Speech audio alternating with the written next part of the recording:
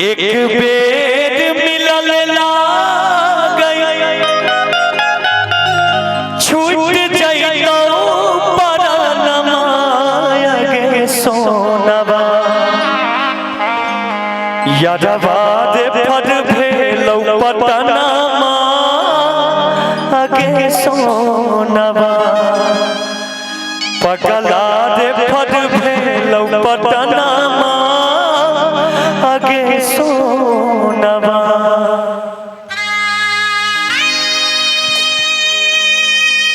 लड़का का दिल टूट गए भैया।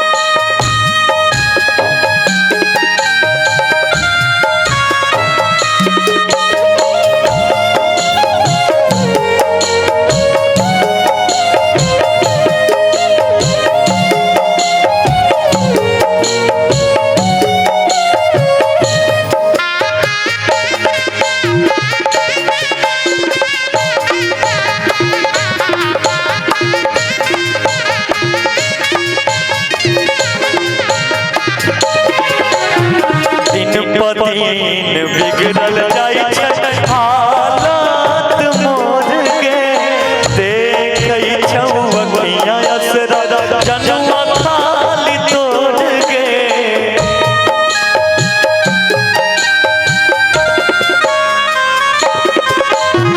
दिन प दिन बिगड़ल जाई छै हालत मोर के देखै छौ अखियाँ असरा जन्म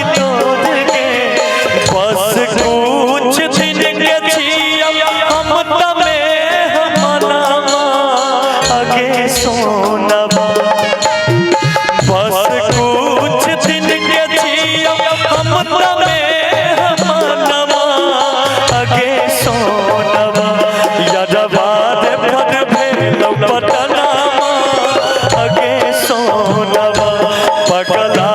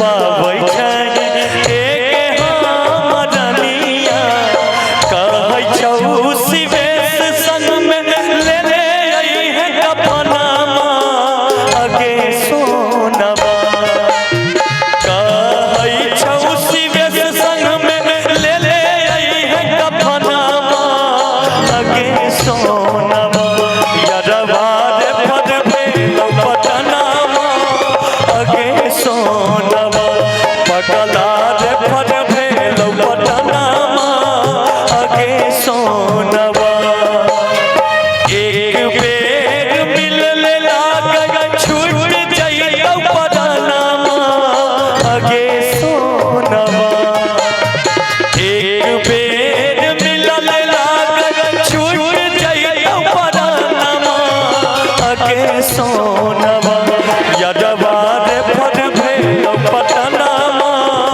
अगे सोनवा यदवा रे पद भेलौ पटनामा अगे सोनवा यदवा रे पद भेलौ पटनामा अगे सोनवा पगला रे पद भेलौ पटनामा अगे सोनवा।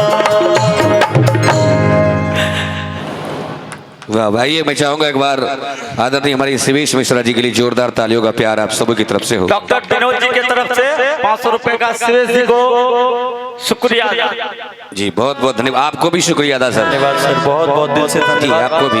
लेकिन दो लाइन आपको सर हमारे उनकी तरफ से हजारों हजार का आशीर्वाद। भगवान करे कि आपको कभी संपत्ति की कमी ना हो, बस यही बिल्कुल बिल्कुल। आइए मैथिली गीत